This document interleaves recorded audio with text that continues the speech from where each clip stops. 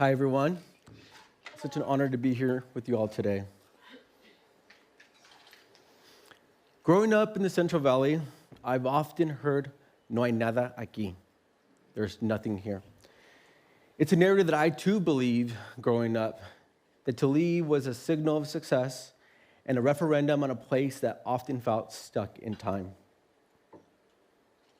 And at 15, when I first picked up the camera, it was an attempt to understand how that story came to be, the fallout, and how to rewrite it. The Central Valley is full of contrasts. The weather is extreme, with freezing winter mornings, 110-degree summers. The agriculture region produces $50 billion, and yet most farm workers make $20,000 a year. The region is vast, 400 miles, dotted with unincorporated towns that sit in the shadows of some of the largest landowners in our country, who are reshaping the economy, landscape, and natural resources. Poplar, California is one of these towns, with fewer than 3,000 residents, home to many Filipino and Mexican farm workers. It's a town that is often overlooked, but its history is rich. It was at the epicenter of the 1965 grape strike, led by Filipino farm workers. And that was led by Larry Iliong, who was the agriculture working organizing committee's leader. He and the Filipino farm workers refused to leave their labor camps and enter the fields. And Dolores Huerta and Cesar Chavez, a few weeks later, would join them, igniting one of the biggest boycotts in U.S. history. I first heard of Poplar through my sister, Mari, who co-founded the Central Valley Empowerment Alliance. Her organization was grassroots, and it aimed at community building in small farm working towns. Yet that history went really unknown to many people in that community. There are many towns like Poplar in the Central Valley who've seen decades of deinvestment and will sit at the forefront of housing and climate change. And when the first reports of COVID-19 came out, I knew that the Central Valley would be hit really hard. And it was. Farm workers who were labeled essential continued to work, many of them getting sick and disproportionately dying at high rates, creating hotspots across the Central Valley. Beatriz Hernandez was a single mom of 5 and a farm worker. And on her lunch breaks, she would organize raffles to make extra money for her family. And on December 29th, 2020, she contracted COVID. She spent 2 weeks in the hospital, every day worsening. Her last interaction with her kids was through a screen. And Say Beth, who was 21 at the time, would now become the matriarch of her family, responsible for raising her 4 siblings, the youngest of whom was 9. For more than a year, Beatriz's gravesite lay without a headstone. In its place, their kids created a cross made out of flower petals.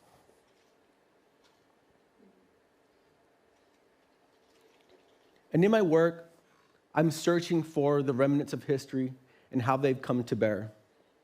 This felt most evident in March 2022, when the United Farm Worker Union and supporters started a 24-day, 355-mile march from Delano to Sacramento, California.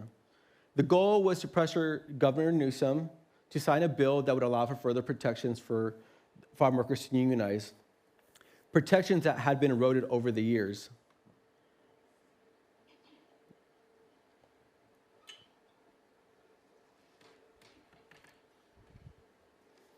The march retraced the same path as the 1966 pilgrimage by Filipino and Mexican farm workers, who at that time demanded for better pay and better working conditions.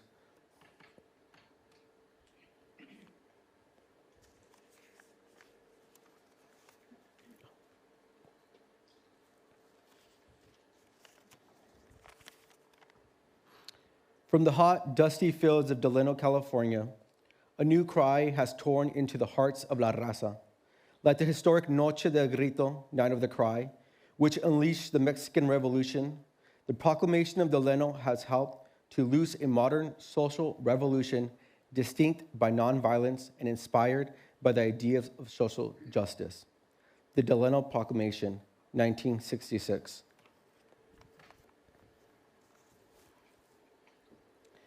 And part of my work is to understand that a place will reveal itself to you if you keep revisiting. Threads of new stories reveal themselves. And one of those threads was the Filipino farm workers who were crucial to the United Farm Worker movement, but whose history was rarely acknowledged. Many of them still remain. Amongst the harvest, they help produce over 85% of the table grapes in California. Among them, Renato Lecambaco, who at 80 years old is the patriarch of 3 generations of farm workers. Every morning, he wakes up at 5 a.m. and waits for enough light to begin picking. He earns $15 an hour.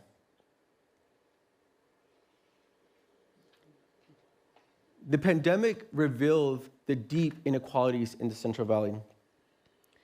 It made it obvious that the American dream was just that for some, just a dream. And this came into sharp focus in April 2023 when Fabiola and her family were among the 60 families that received a 3-day eviction notice out of migrant housing. Fabiola represents about 40% of farm workers, according to the USDA, who lack legal immigration status. And many of the families who lived in that migrant camp came from mixed status families, meaning that some people had legal status and others did not. The single mom at 36 would now have to raise her kids, 7, 4, and 3, living in a car.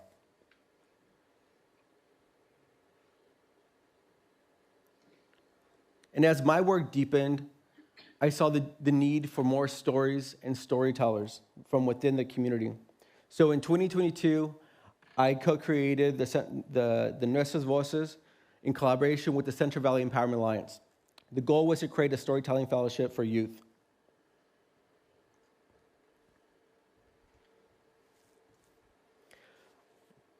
Part of the program was asking students to think about their own histories and to often think, how would their work get back to the people closest to them? Many of them expressed, well, my parents are too busy to go to a gallery exhibition. So then that brought up another question. How do we meet the people where they're at? The result was something that grew outside of the classroom. It became a series of 10 billboards along major arteries where farm workers would drive daily. And on January 2025, another crisis would emerge. Border Patrol would sweep through the southern part of the Central Valley, targeting laborers, arresting 78 people, creating a fear campaign where farm workers were too scared to go to work, did not send their kids to school, and retreated further into the shadows. This next video, coming after this, was conducted 2 weeks after the raids in Delano, California, just miles away from the first sweeps.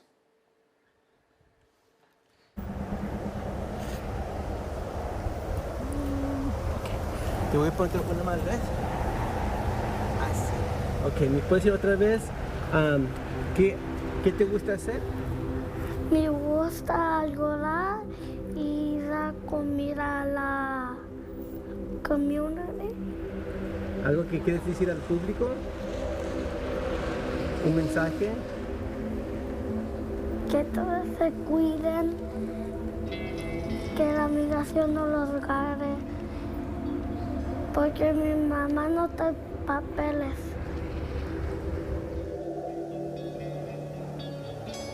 Yo creo que ese es mi más grande sueño, poder regresar y poder abrazar a mi madre, ya que tengo muchos años que no la miro.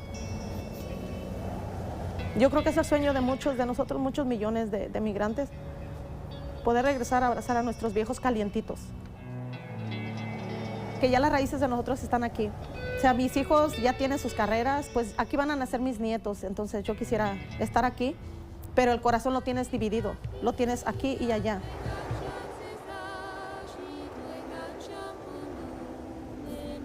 Todo lo que hay aquí en Estados Unidos, donde nos damos la idea de que puro migrante trabaja, puro migrante sin documentos. No se ponen a pensar que nosotros somos los que llevamos el alimento a sus mesas, incluyendo los de la Casa Blanca.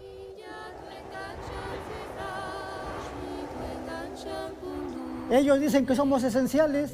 ¿A dónde está que somos esenciales si nos están sacando, nos están arrestando? ¿A dónde somos esenciales? Que se pongan a pensar lo que están haciendo, porque ellos saben bien que nos necesitan, saben bien que nos necesitan.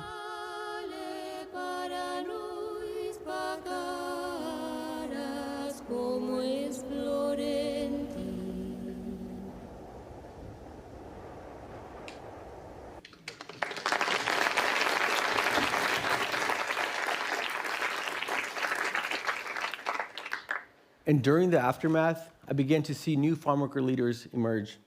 One of them was Xochitl Nunes. I first met Xochitl during the march in 2022 from Delano to Sacramento. She was part of a group of women who did the full march, the full 335 miles. Then she camped out for another 30 days until the bill was signed. During that journey, she documented it on TikTok, amassing a following of over 10,000 people. And she credits that march to the beginning of her political awakening. And Xochitl has become central to my project as a CatchLight Global Fellow, collaborating with farm workers to amplify their stories and collaborate on developing their storytelling skills. And as I've gotten to know Xochitl, her life reveals itself in layers: unfinished, tender, a single mom, quietly searching for love. Her son Alejandro, pictured here, has carried the weight of labor since he was a kid. My life in the Central Valley has taught me that no story is singular. They gather, deepen, echo, and beneath one story is another story, and another, waiting to be shared. And it is in that spirit that I begin to imagine what would it be like to bring all those people that I've met in the journey together. And then the idea of Tierra Mía came about, which was an arts festival in Poplar, California that would honor Central Valley farm workers, but also recognize the rich history and culture that lived there. Among them, La Catrina, also known as Francisco, who works as a butcher and on his spare, limited time, creates these elaborate papier-mâché costumes. Aldana, who at 81 holds the Guinness World Record for the oldest performing drag king. She grew up in the fields and still works as a housekeeper today to make ends meet. And then there's the Morales family, who led by Juan Morales have taught thousands of youth across the Central Valley. They are part of a lineage of musicians honoring mariachi, rancheras, that are combining storytelling and tradition.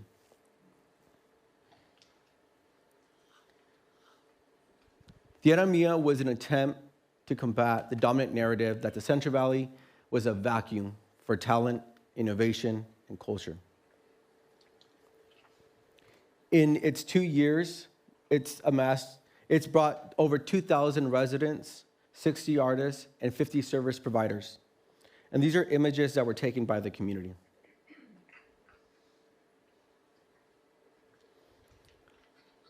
I just want to thank you all for the opportunity to be on the stage, and I hope that you guys carry these stories with you. And at the next time you drive through the Central Valley, you explore its beauty. And I'll leave with a love letter to the Central Valley. It's a film that I made in collaboration with many of the people and stories you heard today. Tell me why this valley should embrace you. This valley of the forgotten. We are not the immigrants. We are the indigenous peoples of this continent. Pero en realidad, nosotros no somos los emigrantes, porque nosotros somos los indígenas de este continente. children of narco refugees and lipstick stains, Chavez boycott babies, cheeks of neighborhood cholos. All of you were made in this valley. Time will change and for the better for all the Filipinos in this country. I'm not very different from anyone else who has ever tried to accomplish something with his life. Including you, girl who wishes on my stars for city lights against midnight. You cannot deny that I run through your blood, no matter how far you say you want to leave from here. That the last shall be first and the first shall be last. And on that day, our nation shall fulfill its creed, and that fulfillment shall enrich us all.